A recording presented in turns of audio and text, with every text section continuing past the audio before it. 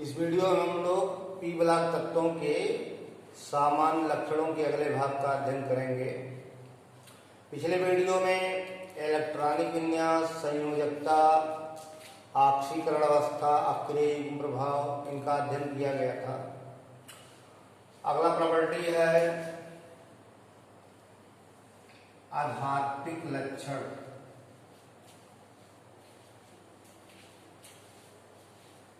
Non metallic character, आध्यात्मिक लक्षण।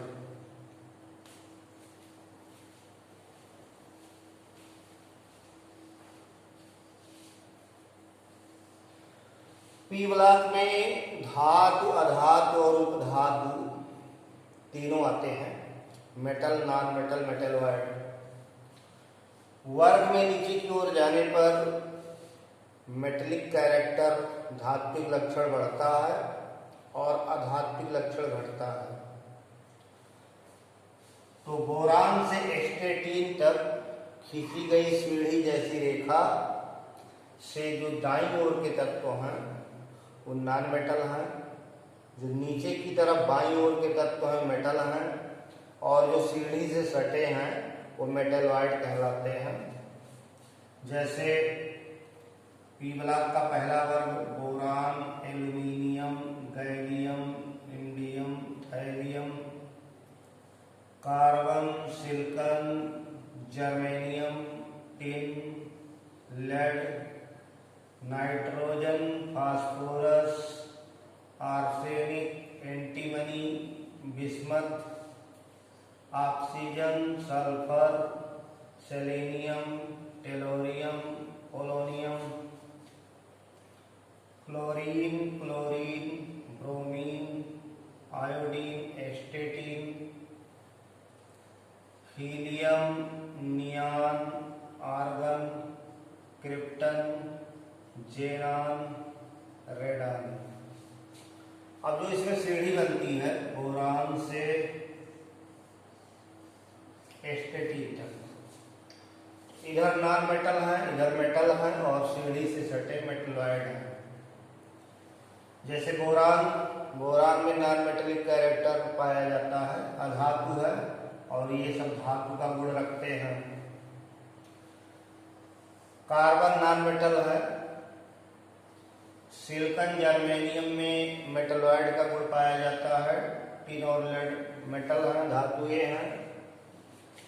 ये दोनों नॉन मेटल, ये मेटलॉइड और ये मेटल का गुण रखता है। ऐसे ये नॉन मेटल, मेटलॉइड और इसमें मेटल का गुण पाया जाता है। सभी हैलोजन नॉन मेटल हैं, सभी अक्रिय गैसें भी नॉन मेटल हैं। तो पी ब्लॉक तत्वों में वर्ग में ऊपर से नीचे की ओर चलेंगे तो धातु का लक्षण बढ़ता है, अधातु का लक्षण घटता है। बाएं से दाएं चलेंगे, पीरियड में बाएं से दाएं चलेंगे तो अधातु का लक्षण बढ़ेगा, धातु का लक्षण घटेगा। तो इस तरह पी ब्लॉक में तीनों प्रकार के तत्व आते हैं, धातु, अधातु, उपधातु। अगली प्रॉपर्टी है विद्युत ऋणात्मकता, इलेक्ट्रोनेगेटिविटी।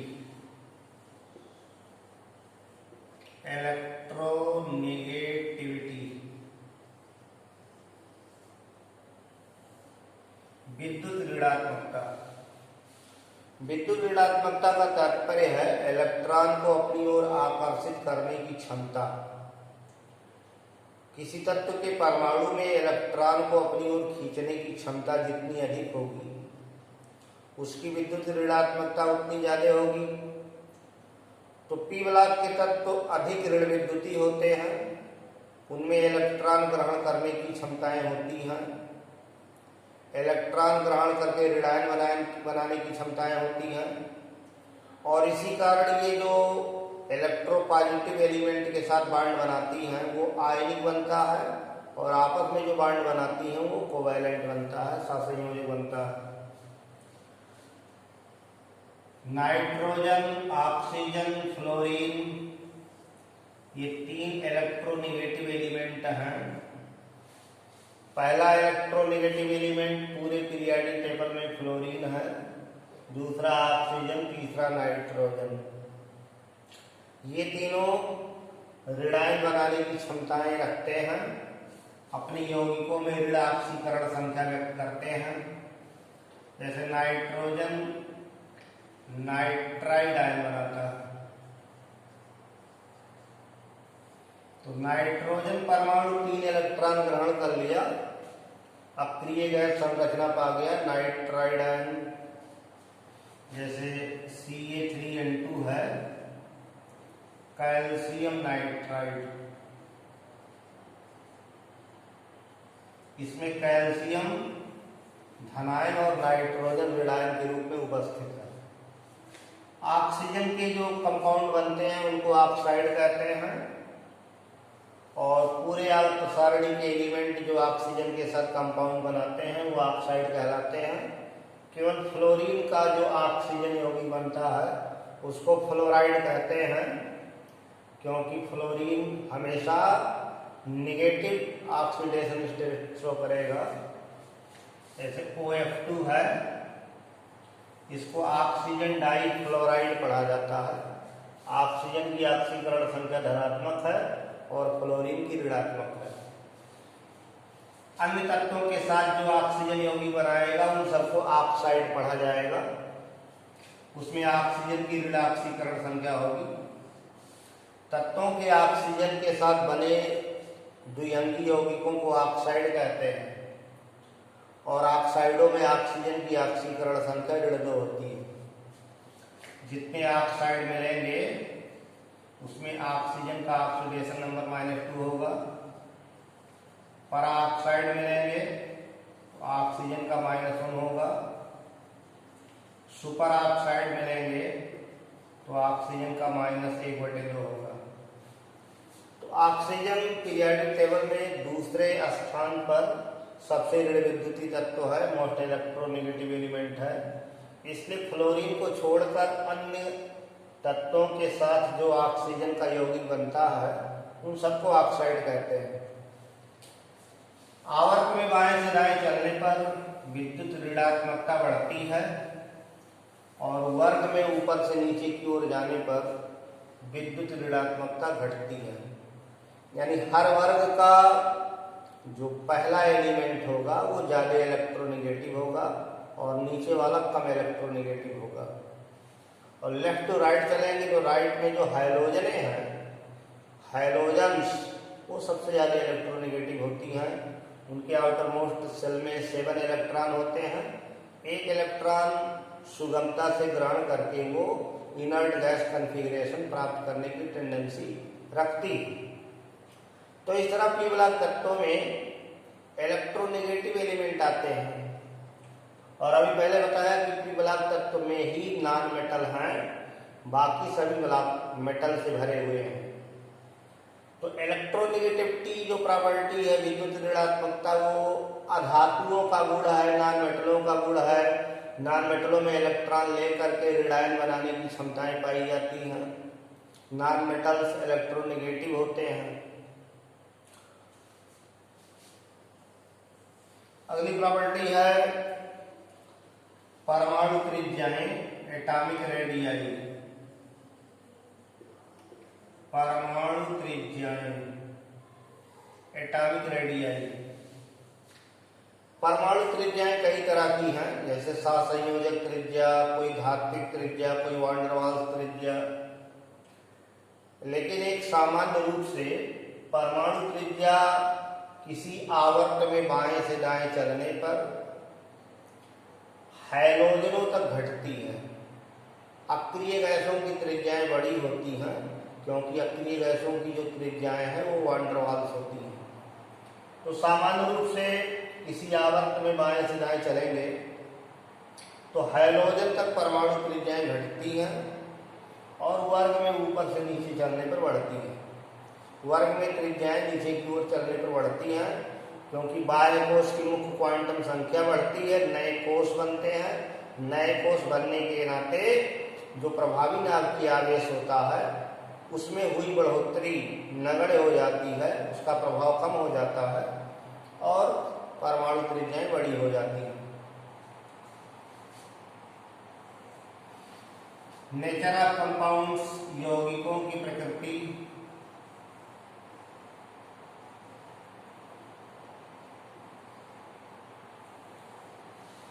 पी वाला तत्वों में सहसंयोजक, आयनिक, उपसहसंयोजक सभी प्रकार के बंध बनते हैं। सामान्य रूप से पी वाला तत्व जब अपने परमाणुओं में संयोग करते हैं तो साझेदारी होती है, क्योंकि सबको इलेक्ट्रॉन की आवश्यकता है, इलेक्ट्रॉन की जरूरत है। तो आपस में जब संयोग करेंगे तो साझेदारी होगी, कोवैलेंट बॉन्ड का फॉर्मेशन होगा। जैसे ऑक्सीजन का अणु है O2, तो ऑक्सीजन के दोनों परमाणुओं के बाह्य कोश में 6-6 इलेक्ट्रॉन हैं। दोनों को 2-2 इलेक्ट्रॉन की आवश्यकता है, तो दोनों साझा कर लेते हैं 2-2 इलेक्ट्रॉन का, और इस तरह ऑक्टेट कॉन्फ़िगरेशन पा जाते हैं। तो ऑक्सीजन अणु का बॉन्ड ऑर्डर 2 आता है, बंध संख्या 2 आती है। नाइट्रोजन अणु है, नाइट्रोजन के बाह्य कोश में 5 इलेक्ट्रॉन, दोनों परमाणुओं को ऑक्टेट कॉन्फ़िगरेशन के लिए 3 इलेक्ट्रॉन चाहिए, तो दोनों 3 बॉन्ड बना लेते हैं मिलकर के, 3-3 इलेक्ट्रॉन साझे में लगाते हैं। तो इस तरह आपस में ये कोवैलेंट बॉन्ड बनाते हैं, क्योंकि इलेक्ट्रोनेगेटिव एलिमेंट्स को इलेक्ट्रॉन की जरूरत होती है। अब जब ये किसी इलेक्ट्रोपॉजिटिव से जुड़ेंगे, जैसे सोडियम से ऑक्सीजन जुड़े, तो सोडियम इलेक्ट्रोपॉजिटिव है ये, और ऑक्सीजन इलेक्ट्रोनेगेटिव है, तो इलेक्ट्रॉन ये ग्रहण करेगा। ऑक्सीजन के बाह्य कोश में 6 इलेक्ट्रॉन, सोडियम के बाह्य कोश में 1 इलेक्ट्रॉन, 2 सोडियम के परमाणु इलेक्ट्रॉन दे करके इससे बॉन्ड बना लेंगे। सोडियम पॉजिटिव चार्ज हो गया और ऑक्सीजन 2 इलेक्ट्रॉन पा करके नेगेटिव चार्ज हो गया, तो दोनों इलेक्ट्रोस्टैटिक फोर्स से बन गए। तो जब कोई इलेक्ट्रोपॉजिटिव एलिमेंट इनके संपर्क में आता है बॉन्ड बनाने के लिए, तो आयनिक बॉन्ड बनते हैं, और अगर ये आपस में जुड़ रहे हैं तो शेयरिंग होती है, साझा होता है।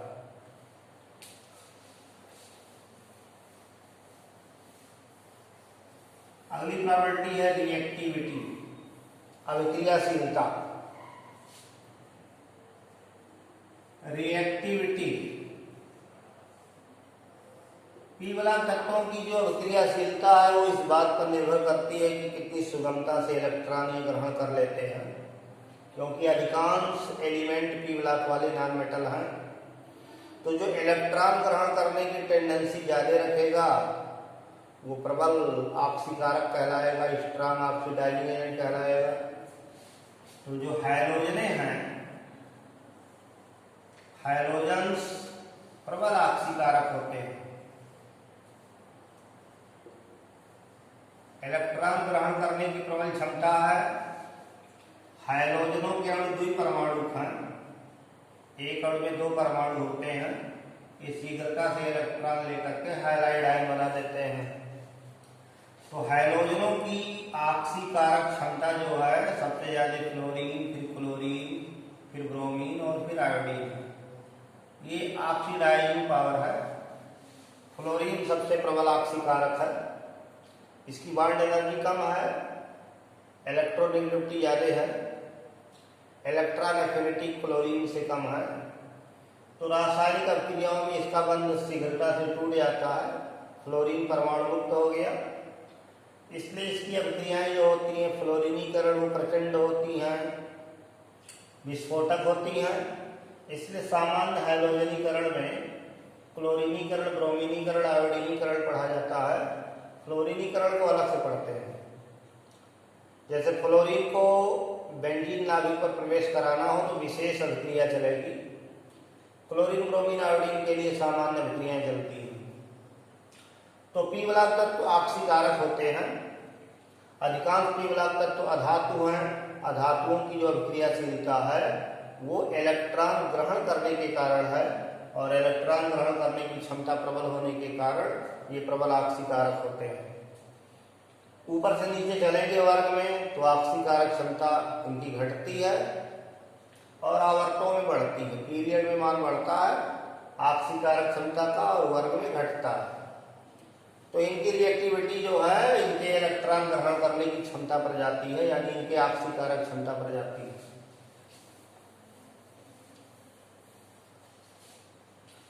ऑक्सीजन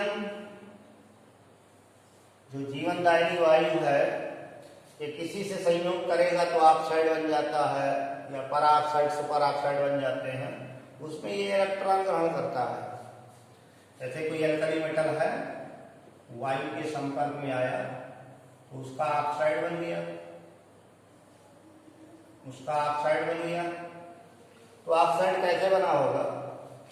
सोडियम शीघ्रता से इलेक्ट्रॉन त्याग दिया,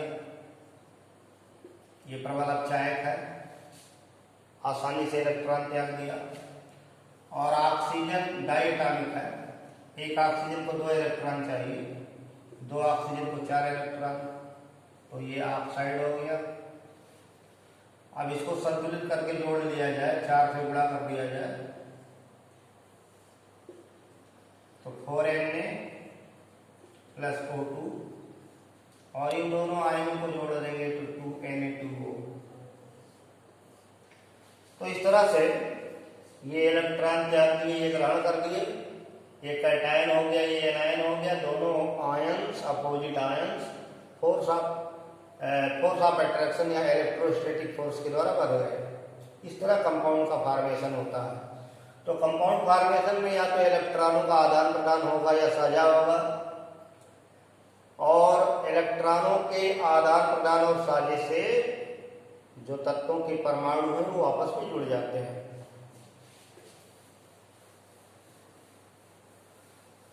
अब पी ब्लॉक तत्वों के बाद हम लोग पढ़ेंगे डी ब्लॉक तत्व, डी ब्लॉक एलिमेंट्स।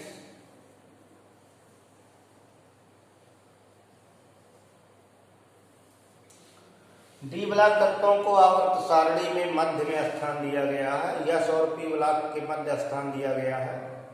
जैसा इलेक्ट्रॉनिक विन्यास है, जैसा कोषों का वितरण है, उस तरह से डी ब्लॉक को बीच में स्थान दिया गया है।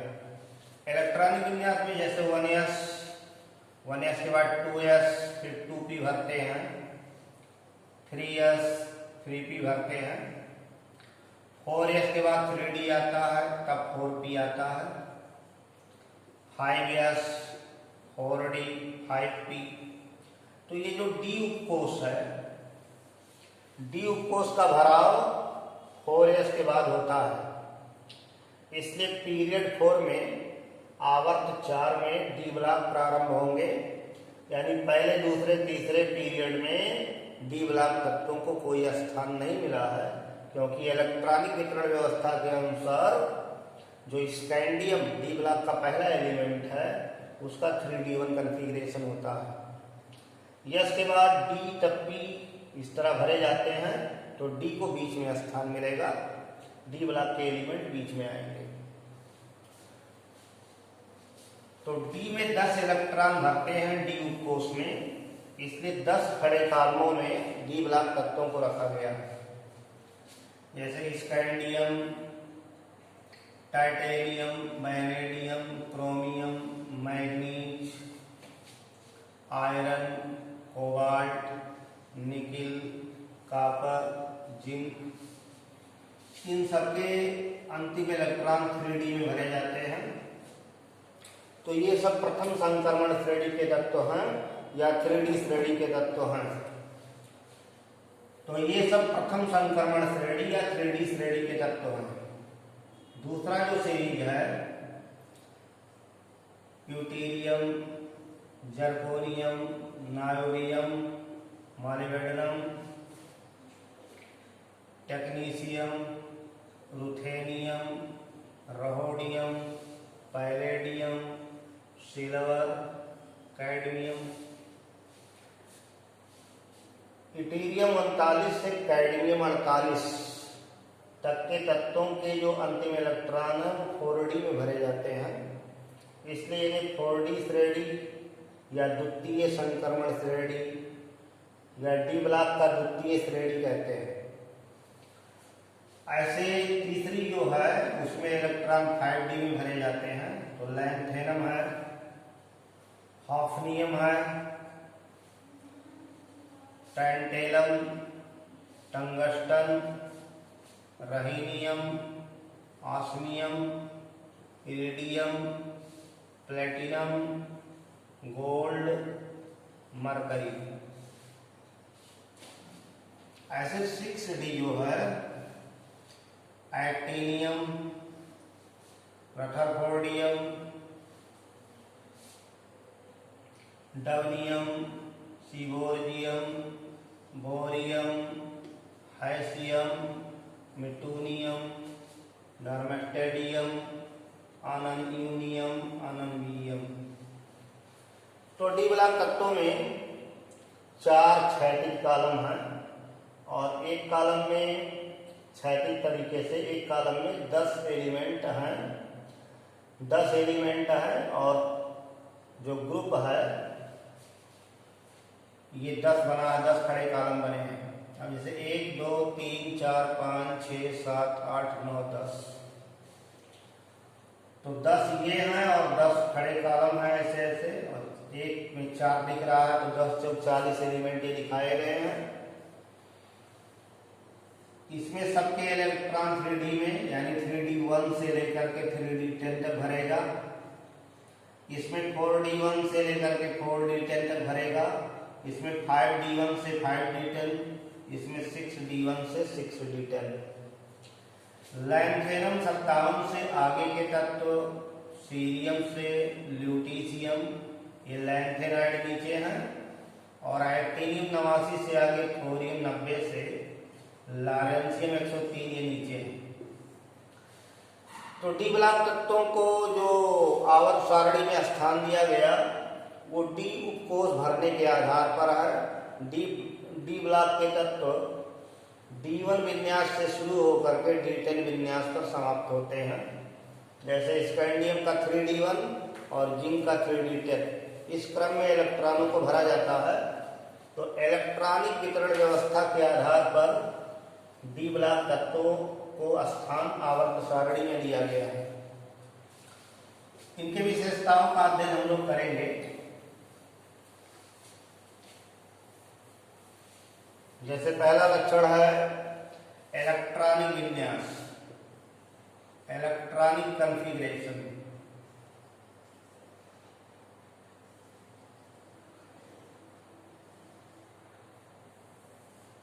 डी ब्लॉक में कुछ तत्व हैं जिनको अफबा नियम का अपवाद कहा जाता है। वो अपवाद इसलिए कहे गए हैं क्योंकि उनका इलेक्ट्रॉनिक कॉन्फ़िगरेशन कुछ स्टेबल हो जाता है। स्टेबिलिटी के नाते नियम से विपरीत भरे जाते हैं। जैसे क्रोमियम मिलेगा पहला एलिमेंट जिसमें 3D5 4s1 कॉन्फ़िगरेशन है। कॉपर मिलेगा जिसमें 3D10 4s1 है। तो डी ब्लॉक तत्वों के बाह्य कोश का जो विन्यास है वो NS1R2।